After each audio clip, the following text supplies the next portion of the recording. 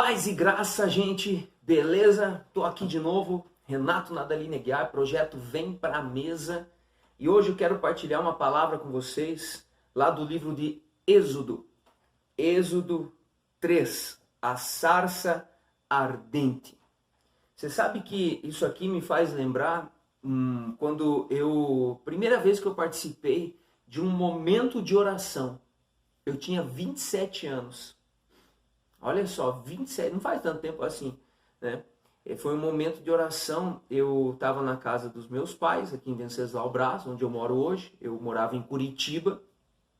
E minha irmã, Rafaele, me convidou para ir numa vigília. Eu já contei isso em algum vídeo aí que eu fiz. Aí eu fui na vigília e tal, mas na verdade eu disse assim, eu não vou não, esse negócio de rezar ainda é comigo e tal, pá. Daí ela falou assim, não, vamos lá, cara, acende uns pauzinhos no meio do mato e tal. Eu falei, pô, legal esse negócio aí de pauzinho. Porque eu gostava de ver fumacinha, sabe? Eu gostava de ver essas coisas diferentes, né?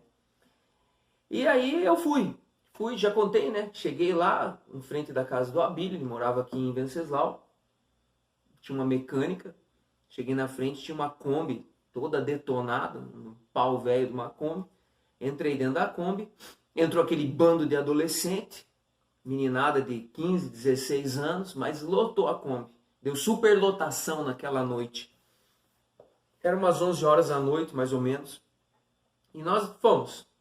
Demorou para sair, aquilo foi me irritando pra caramba. Eu não queria ir mais, mas eu já não tinha como sair da Kombi, porque a Kombi estava lotada, né? Daí ligou a Kombi, aquilo pulverizou lá dentro, entrava mais fumaça dentro da Kombi do que fora. E a meninada gritando, ai, meu cabelo, enfim, saímos.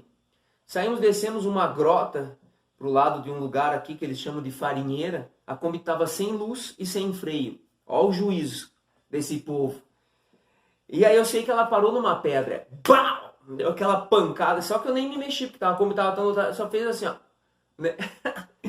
Aí, vamos descer aqui mesmo, entraram pro meio do mato, deram as mãos e começaram a oração. Fecha seu olho, irmão, e tal. Eu só por aqui, né? Para ver o que estava acontecendo, né? E confesso para você que eu não lembro o que foi dito. Eu não lembro das orações. Botaram a mão na minha cabeça, oraram por mim. Eu não lembro de nada. Eu só lembro que os pauzinhos acenderam. A gente chama isso de uma manifestação do Espírito Santo, né? E aí eu levei para casa do meu pai esse graveto. E era um graveto grosso assim, ó, grossura de uma caneta assim, ó, mas ele iluminava igual um vagalume ilumina. Parecia que tinha passado tinta fluorescente, sabe? Foi muito louco aquilo. E claro, depois, em outras oportunidades, eu pude experienciar isso já numa vida com Deus daí, né? Buscando, orando e, enfim, isso já aconteceu outras vezes. Mas eu lembro que naquela noite eu levei aquele pau, fiquei olhando lá, tudo escuro no quarto onde eu estava na casa do meu pai, e aquele graveto iluminado. E enquanto eu me questionava, imagino eu, Deus ia iluminando meu coração. Amém? Ele ia iluminando meu coração. Jesus falou que nós somos sal da terra e a luz do mundo. Sal da terra e luz do mundo. Nós precisamos trazer sabor e iluminar. Foi para isso que ele nos fez, para dar sabor na vida das pessoas. O que é terra? Nós somos terra, nós somos pó. Ele não está falando da terra, ele está falando nós, sal da terra e luz do mundo. Amém? Você é sal da terra e luz do mundo. Talvez a tua vida esteja sem sabor, talvez a vida de alguém à sua volta esteja sem sabor. E daí você tem aquela mania de querer mandar essa pessoa para alguém poder orar por ela. Ora você, cara. Fala você de Deus para ela. Fala você das experiências que você está tendo com Deus para ela. Você sabe que é interessante que quando Deus chama Moisés, a ideia de Deus era ter um relacionamento com o povo de Israel. Deus chama Moisés para tirar eles de lá. Mas depois no deserto era Deus que queria falar com eles. Só que quando Deus fala para Moisés, vai lá, santifica o povo que eu vou descer e vou conversar com eles. Quando o povo vem para o pé da montanha, Deus vem, cara, e Deus vem, Deus chega chegando. E a galera, ó, vaza. Sai tudo correndo com medo de Deus. Por quê? Porque no Egito eles eram escravizados. E eles tinham a mente de escravo, onde o Senhor vinha impor aos escravos uma lei, um regime muito duro. Então, com esse coração medroso, eles fogem. Mas a ideia de Deus era se relacionar como um pai se relaciona com o filho. Esse sempre foi o plano original, um pai se relacionando com o filho. Então Deus está querendo iluminar a nossa mente, o nosso coração, trazer luz através do Espírito Santo sobre nosso entendimento. De repente você está há 30 anos dentro da igreja e você ainda não entendeu isso. Às vezes você está fora da igreja e Deus está querendo que você entenda isso. O Senhor quer nos iluminar. Amém? Vamos ao texto. Olha o que diz. Êxodo 3, 1. Apacentava Moisés o rebanho de Jetro, seu sogro, sacerdote de Madiã. Conduziu as ovelhas para além do deserto e chegou a Horebe, a montanha de Deus. O anjo de Javé lhe apareceu numa chama de fogo do meio de uma sarça. Moisés olhou e eis que a sarça ardia no fogo e a sarça não se consumia. Então disse Moisés, darei uma volta e verei este fenômeno estranho. Verei porque a sarça não se consome. Viu Javé que ele deu uma volta para ver, e Deus o chamou do meio da sarça, dizendo, Moisés, Moisés. Este respondeu, eis-me aqui. Ele disse, não te aproximes daqui, tira as sandálias dos pés, porque o lugar em que estás é uma terra santa.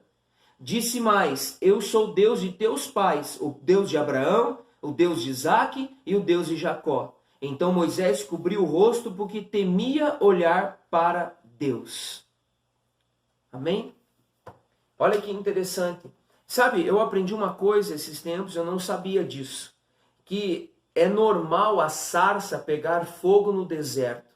Porque como eu falava no primeiro vídeo que eu fiz agora nessa sequência aí, no vídeo passado, né?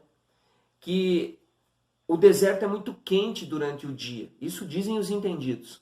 Que o deserto é muito quente durante o dia, então é normal uma sarça pegar fogo. E é normal à noite ela se apagar. Por quê? Porque o deserto é muito frio à noite. Porém, a Bíblia está dizendo que essa sarça não se consumia. O Espírito Santo é um fogo que não consome.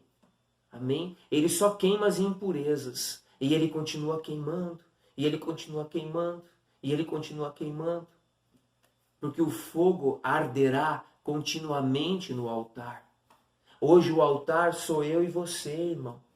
E nós precisamos alimentar esse fogo, para que esse fogo continue ardendo em nós.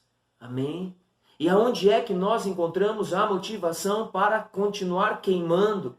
A adoração. A adoração. Vida com Jesus. É só nesse lugar de encontro e de intimidade que eu consigo manter a chama acesa. Amém? Porque se eu vou deixando isso, a chama vai se apagando. É igual um relacionamento amoroso. Quando você namora, você tem desejo de estar junto o tempo todo. É ou não é? Só que ela está lá na casa do pai, então você liga. Gente, quando eu conheci minha esposa, meu Deus. Vou contar aqui um breve testemunho, mais um. Eu, quando me converti, né, eu tinha 27 anos. E eu tomei uma decisão. Eu falei assim, eu não vou mais ter relação sexual, eu não quero namorar, eu quero ter a mulher que eu vou casar. Porque eu já vinha de várias relações frustradas. Perdi minha mãe muito cedo. Então eu não buscava uma mulher, eu buscava uma mãe. Eu buscava uma mãe, uma cura afetiva. Jesus veio e me curou. E a partir daquele momento, a minha afetividade foi curada. Então eu tomei essa decisão, cara. Eu fiquei 1 ano e meio sem masturbação e sem ter relação sexual. Não foi fácil, mas eu venci, graças a Deus. Tinha noite que eu acordava doido, assim, doido. Eu tinha sonhos eróticos, eu acordava e eu levantava, começava a orar, eu começava a pedir, clamar misericórdia de Deus. E eu consegui vencer essa tentação da carne. Eu tive uma namorada antes da minha esposa, mas não tive relação sexual com ela, foi um relacionamento santo, um namoro santo. E eu estava decidido a esperar. Falei, eu vou esperar e tal, até comentei com o Abílio. O Abílio que foi o cara responsável pela minha conversão. Eu falei dele no primeiro vídeo. que eu fiz. O primeiro vem para a mesa. Falei para o Abílio, eu não quero mais saber de namorar, cara, é hora que eu arrumar uma mulher, que Deus vai me apresentar a mulher que eu vou casar. Aí sim eu vou namorar e vou casar. Eu não quero mais porque fica aquela coisa de ferida, machucadura, por quê? Porque você começa a ficar junto, você vai se acostumando. E, cara, às vezes o costume não é amor, é só a ausência, é uma carência que é suprida por aquela companhia. Só que com o tempo isso vai se desgastando. Então precisa realmente ter algo que complete, entende? Algo que realmente fale ao coração. Por isso que é necessário um namoro santo. Por isso que é necessário que o namoro seja para conhecer a pessoa, para conhecer a família, para conhecer as ideias, os pensamentos, né? Não para levar para a cama, como muita gente faz hoje, né? E aí por isso os relacionamentos são frustrados. Porque infelizmente, é esse mundo babilônico que a gente vive, um mundo de sedução, erotização, as pessoas estão à flor da pele, né? Não pode ver uma mulher, ou uma mulher não pode ver um homem, né? O sexo hoje, o libido está aflorado, né? Tudo isso é o que esse mundo rege, por isso que Jesus falou, vós sois a luz do mundo, é desse mundo que ele está falando. Quando ele ilumina o nosso coração, a gente se dá conta dos erros que a gente cometia e a gente começa a iluminar as trevas que havia em nós. Então nós já não caminhamos mais nas trevas, porque a Bíblia fala que quem caminha nas trevas tropeça. Quem caminha na noite tropeça. Ele está falando da noite? Não, ele está falando das trevas que obscurecem o entendimento, que obscurecem a inteligência do homem. O inimigo é astuto, ele faz isso. Mas aqui, deixa eu voltar. Então a Bíblia um dia falou assim, ó filho, tem uma moça aqui, ele foi morar no fundo da casa da minha sogra, que ainda não era minha sogra. Ele falou assim, ó, tem uma moça aqui e tal, que filha da dona Zilda, pá, ela tá solteira e tal. Eu falei, Bíblia, eu não quero saber não, cara, eu tô de boa, deixa Deus trabalhar. Mal sabia eu que Deus já estava trabalhando. Então ele me botou em contato com ela, a gente começou a conversar. E, cara, a gente começou a conversar, e o papo foi sendo agradável, e tinha vezes que eu ficava 4 horas no telefone com ela, 5 horas no telefone com ela, eu cheguei a pagar R$600 de telefone, R$800 de telefone. O que eu estou falando aqui? Do intimidade, se enamorando. Só que se a gente não cultiva isso, com o tempo isso vai desgastando, e a gente vai desanimando desse relacionamento. Eu estou falando do nosso relacionamento com Jesus. Eu estou falando do fogo que arde no altar. E eu estou usando como exemplo quando eu conheci a Amanda, minha esposa, hoje. Aí ela era daqui e eu era de Curitiba. Eu vim embora para cá, para Venceslau, e ela foi embora para Curitiba. Nós não nos cruzamos, nós desencontramos. Por graça de Deus. Porque se eu a encontro com uma mentalidade velha, e ela me encontra com uma mentalidade velha, meu irmão, a gente ia estragar todo o plano. Talvez a gente estivesse junto hoje, mas nós não teríamos feito uma aliança com o Senhor. Aí, ela veio me visitar aqui em Venceslau. E, cara, a hora que eu vi ela, eu não sei te explicar. Eu costumo dizer assim, ó, que eu cheguei mais perto do céu. Entendeu? Eu cheguei mais perto do céu. Eu não conseguia olhar para o corpo dela. Eu não conseguia olhar, eu só olhava nos olhos dela. Só nos olhos dela. E mal sabia eu que era o que ela tinha pedido para Jesus numa oração. Que ela também já estava cansada de sofrer. E ela queria um homem que olhasse nos olhos dela. Um homem de Deus que olhasse nos olhos dela. Dentro do aspecto que eu era, as roupas que eu vestia, o meu cabelo, a forma que eu era totalmente contrário àquilo que ela gostava. Porém, ó o sinal, ele olhou nos meus olhos. E ele era um homem que estava trilhando os caminhos do Senhor. A camisa xadrez não agradava a ela, porque ela não gostava da camisa xadrez que eu usava. E eu gostava. Eu gosto de usar xadrez. Hoje ela já se adaptou com o xadrez. Mas, só que ela pediu e Deus deu. Olha o que eu falava no vídeo anterior. Os sinais. A palavra e o destino.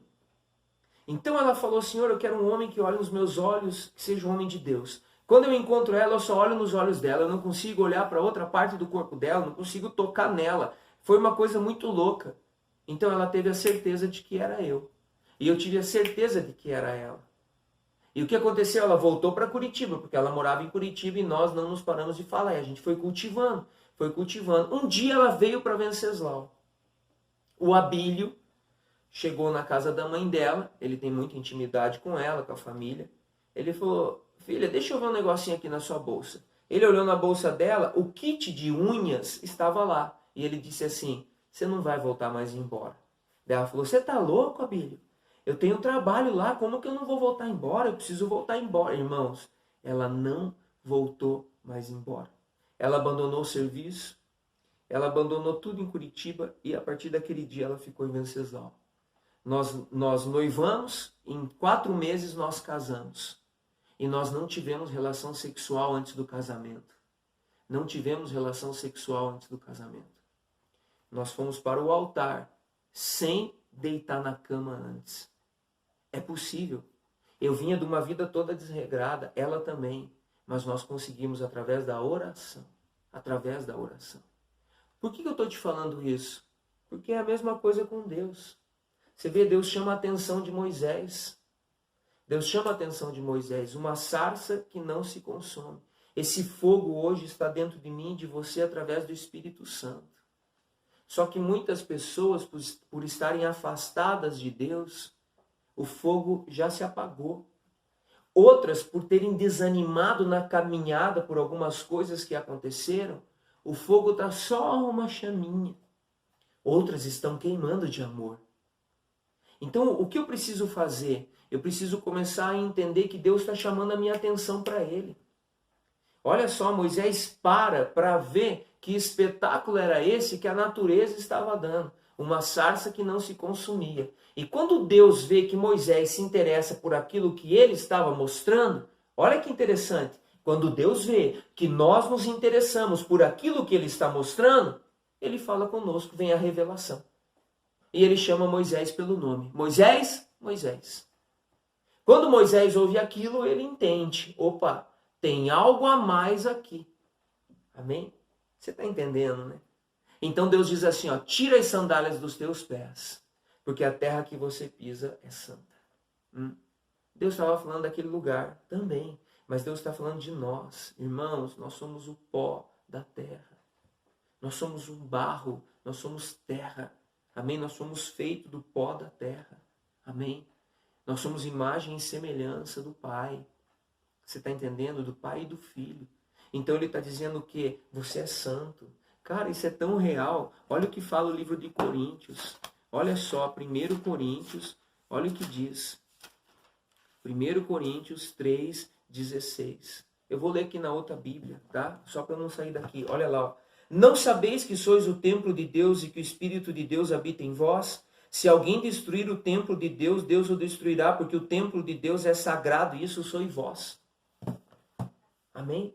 Deus estava falando para Moisés, o lugar que você está pisando é uma terra santa, mas você é uma terra santa. E você chega aqui, Moisés, como um fugitivo e um assassino, porque Moisés tinha matado lá no Egito, por isso que ele fugiu para essa terra aqui, aonde ele estava. Lá, junto com o seu sogro, Jetro, né? Ele fugiu para lá. E Deus tinha algo para fazer através da vida de Moisés. Então ele chama Moisés e ele fala, tira as sandálias. Por quê? Porque Deus queria dar a movimentação de Moisés.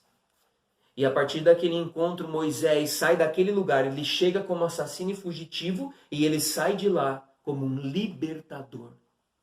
Então, meu irmão, não importa como você está, não importa como você vai até Deus, o que importa é como você vai permanecer no caminho do Senhor.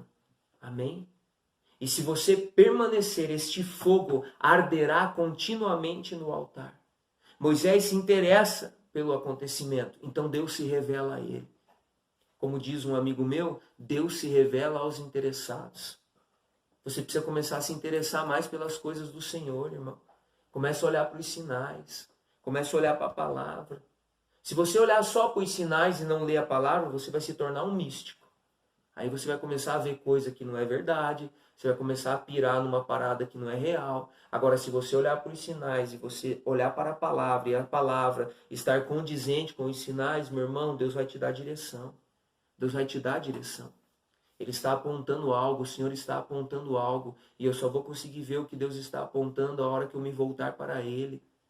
Voltai ao Senhor e Ele se voltará para vós.